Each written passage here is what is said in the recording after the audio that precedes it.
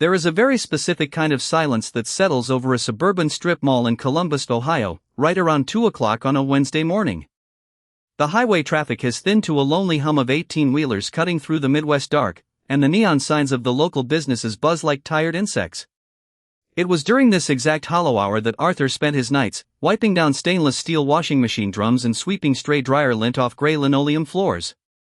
Arthur was 62 years old, built like an oak stump that had weathered a few too many winters, with silver hair cropped close to his scalp and a habit of humming old country tunes under his breath. He had worked the graveyard shift at the Sunshine Suds Laundromat for nearly a decade, a job most people would consider invisible, but Arthur saw everything. He saw the shift workers folding their uniforms with tired hands, the college kids cramming in weekend loads before Monday morning lectures, and occasionally, the people who came in not just to wash their clothes, but simply to sit in a warm, brightly lit room where nobody would ask them why they were crying. On a particularly bitter Tuesday in late November, the automatic sliding glass doors parted with a sharp pneumatic hiss, letting in a bitter gust of wind that smelled of sleet and exhaust. A young man walked in, clutching a heavy plastic trash bag against his chest as if it were a shield protecting him from something terrible. He couldn't have been more than 24, wearing a faded high school track jacket that was far too thin for an Ohio winter, and his sneakers were soaked through, leaving dark, watery prints on the clean floor. Arthur paused his mop, leaning the wooden handle against his shoulder while he observed the newcomer through bifocals smudged with steam. The young man didn't head for the rows of washers or the vending machines selling overpriced detergent pods. Instead, he walked straight to the back corner of the laundromat, dropped heavily into one of the orange-molded plastic chairs, and buried his face in his cold, chapped hands. For 20 minutes, Arthur went back to his sweeping, keeping a soft, steady rhythm with the broom bristles against the tile. He watched out of the corner of his eye as the kid's shoulders began to hitch in silent, exhausted sobs that seemed to rattle his entire frame. Arthur knew that kind of crying. It was the sound of someone who had reached the absolute bottom of a very deep well and realized nobody was lowering a bucket. Instead of rushing over with hollow platitudes or acting like the concerned authority figure, Arthur walked into the small back office and set to work on something practical. He pulled down a dented aluminum percolator kept on a hot plate, filled a clean mug to the brim with hot, dark roast coffee, and dropped in 3 cubes of sugar and a generous splash of whole milk. Then, he grabbed a large, thick institutional towel that was fresh out of the industrial dryer, still radiating a deep, comforting heat. Arthur walked out of the office with the measured, unhurried pace of a grandfather tending to something delicate. He approached the corner where the young man sat and gently set the steaming mug on the small laminate table beside him without saying a word. Then, he draped the heavy, warm towel over the kid's shivering shoulders like a cape, letting the heat sink straight into his frozen bones. The young man jerked his head up, his eyes wide and bloodshot, filled with a sudden flash of defensive panic as if he expected to be told he was trespassing. He looked down at the mug of coffee, then up at Arthur's weathered, unthreatening face, the harsh overhead fluorescent lights reflecting off the kind crinkles around the old man's eyes. "The vending machine takes quarters, but the stuff in my office is on the house," Arthur said, his voice deep and gravelly, like stones rolling in a lazy creek. "And that towel's clean, son. Don't worry about lint." The kid swallowed hard, his throat working visibly as he reached out with trembling fingers to wrap them around the hot ceramic mug. The warmth seemed to thaw something frozen inside him, because his breath hitched again, this time releasing a long, shuddering sigh that sounded like years of accumulated weight leaving his chest all at once. I didn't mean to make a scene," the young man mumbled, staring intensely into the dark surface of the coffee as if searching for answers in the ripples. My car broke down on the interstate about 2 miles back. Alternator died. And when I called the tow company, they wanted $300 up front that I just don't have." Arthur pulled up a matching plastic chair, setting it a respectful distance away so he wouldn't crowd the stranger, and sat down with a soft grunt of his aging joints. "Car trouble on a night like tonight is about as welcome as a skunk at a garden party," Arthur agreed quietly. "Where were you headed, if you don't mind my asking?"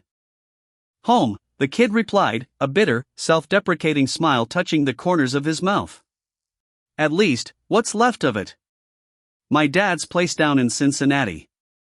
I've been living up in Cleveland working construction, but the job dried up last month, and then my apartment lease ran out, and, well, let's just say my life has been coming apart at the seams faster than a cheap pair of work pants." He gestured vaguely toward the heavy plastic trash bag sitting on the floor between his wet sneakers. That bag right there? That's literally everything I own in this world. 2 pairs of jeans, 3 shirts, and a picture frame of my mom that got cracked when my landlord threw my stuff out into the hallway on Monday morning. The silence returned to the laundromat, save for the rhythmic, soothing thrum of a single washing machine going through its final spin cycle. Arthur didn't offer cheap optimism or tell him that everything happens for a reason, because Arthur knew better than anyone that sometimes things just break, and the pieces are sharp. Instead, Arthur reached into the deep front pocket of his canvas apron and pulled out a worn brown leather wallet, held together at the folds with strips of clear packing tape. He flipped it open, revealing a faded photograph of a smiling woman with short brown hair, and tucked behind it, a small stack of crisp $20 bills. You know, back in 1984, I drove a beat-up Ford pickup that leaked transmission fluid every time I hit 70 miles an hour, Arthur said softly, his gaze drifting back to memories only he could see. Broke down right outside of Louisville on Thanksgiving Eve. Didn't have a dime to my name, pocket completely empty, temperature dropping below zero. Thought for sure I was going to freeze to death in a ditch.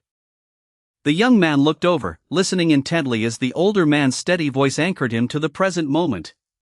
What happened? Did someone stop?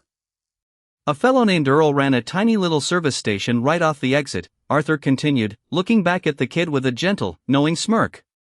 Earl didn't know me from a stray dog. But he pulled my truck into his garage, spent 2 hours fixing a cracked hose with duct tape and spare parts he had lying around, and wouldn't take a single cent from me. When I tried to argue, he just handed me a turkey sandwich and told me to pay it forward to the next poor soul foolish enough to travel across Ohio in a dying Ford.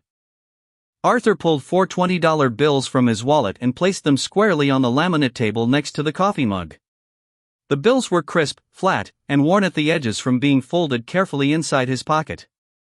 That's $80, Arthur said simply. It won't cover a brand new alternator, but it'll get you a motel room down the road for the night and a decent breakfast in the morning before you call a tow truck to get your car hauled the rest of the way to Cincinnati. The young man stared at the money as if it were a mirage that might dissolve if he reached out to touch it. Tears welled up in his eyes again, spilling over his lower lashes and tracking down his cold cheeks, but this time, there was no shame in his face, only a profound, staggering disbelief. I can't take this, the kid whispered, shaking his head. I don't even know your name, man. How am I supposed to pay you back? My name's Arthur, the old man said, standing up with a gentle pat on the kid's sturdy shoulder. And you don't owe me a dime, son. You just remember Earl, and when you're back on your feet, and you will be, mind you, you keep your eyes open for the next person standing out in the cold. For the rest of the night, the young man, whose name was Leo, sat by the front window of the laundromat, wrapped in the warm towel, sipping his coffee as the dark Ohio sky slowly began to bleed into the pale, bruised gray of an early dawn. Arthur went back to his sweeping and folding, occasionally checking in with a nod or a warm smile, treating Leo not like a burden or a charity case, but like an old friend who had simply dropped by for a late-night chat. When morning arrived at 6 o'clock, the day shift manager walked through the doors with a fresh thermos of coffee and a clipboard tucked under her arm. Leo stood up, neatly folded the institutional towel, and laid it across the back of the plastic chair. He walked over to Arthur, who was wiping down the counter near the register. Thank you, Arthur, Leo said, his voice steady now, carrying a quiet strength that hadn't been there the night before. He reached out and shook the old man's hand, gripping it firmly in a strong, calloused grasp. I'm going to make it to Cincinnati today. And I won't forget. Drive safe, Leo, Arthur said with a warm grin. And watch out for bad hoses. As the glass doors slid shut behind Leo, who headed down the sidewalk toward the payphone to arrange his tow, Arthur picked up his broom and went back to sweeping the floor. To Arthur, it was simply another Tuesday night shift, another ordinary act of human decency in a world that often felt entirely too cold and rushed. What Arthur didn't know, what nobody in that suburban strip mall could possibly have guessed, was that Leo wasn't just a random kid down on his luck, and his breakdown on the interstate wasn't an accident of geography. 14 months later, on a crisp, sunlit Saturday afternoon in downtown Columbus, Arthur was sitting on a wooden bench outside the main public library, enjoying a quiet lunch of a turkey sandwich and a lukewarm soda. His niece had been bothering him lately, and the retirement rumors at Sunshine Suds were starting to turn into actual plans for a small apartment with a porch and a rocking chair. As he unwrapped his sandwich, a sharp flash of camera light caught his attention. Arthur squinted against the afternoon glare, looking across the brick plaza toward the steps of the municipal building where a large outdoor community pavilion had been set up under white canvas tents. A local television news crew was packing up their equipment after a morning press conference, and a small crowd of people in business attire were milling about, shaking hands and smiling for photographs. At the center of the crowd stood a remarkably well-dressed young man in a sharp navy suit, speaking into a cluster of microphones held by local reporters. Arthur watched casually, about to take a bite of his sandwich, when something about the young man's posture, the way he squared his shoulders, the distinctive curve of his jaw, and the familiar, determined cadence of his voice, made him pause mid-motion. It was Leo. Not the shivering, desperate kid in the soaked track jacket from the laundromat, but a transformed version of him. His hair was neatly styled, his suit was tailored to perfection, and as he spoke to the microphones, his voice carried an undeniable authority and clarity. Curious, Arthur pushed himself up from the bench, grabbed his brown paper bag, and shuffled slowly across the plaza, stopping on the outer edge of the small crowd to listen to what the young man was saying. For too many years, programs for stranded travelers and emergency transitional housing in central Ohio were underfunded and completely inaccessible to the people who needed them most, Leo was saying to the cameras, his expression intensely earnest. When you're out there on the interstate at 2 a.m. with a dead alternator and $30 to your name, you aren't looking for a handout. You're looking for someone to look you in the eye and remind you that you still matter. A reporter from the local NBC affiliate raised her hand.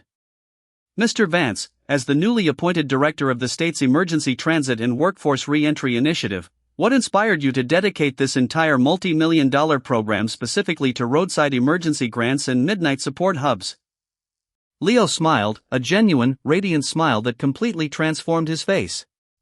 For a fleeting second, his eyes scanned the crowd gathered around the pavilion, sweeping past the cameras and the politicians until they locked directly onto the old man standing near the edge of the brick walkway. Leo stopped talking. The microphones picked up the sudden, quiet hitch in his breath.